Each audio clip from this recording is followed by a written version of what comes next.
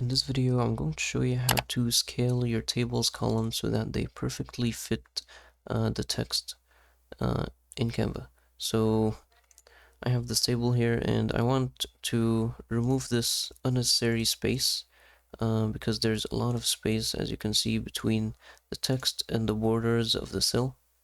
So I want to just make the columns perfectly fit the maximum size of text here. So just select the column that you want to scale or make it fit. You can just click on the cell that spans this column, so just this time column label. You don't have to select the whole column, just one cell. And then you can click on the three dots or right click and then size column to content.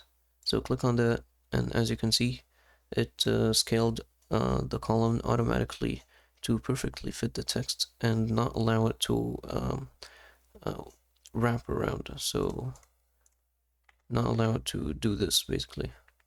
So it does the minimum size it can do without wrapping the text. And that's how you can do this in Canva. You can also do this for the rest of the columns.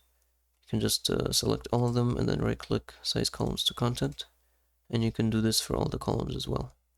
And that's how you can do this, use this feature in Canva. If you found this helpful, please don't forget to like and subscribe.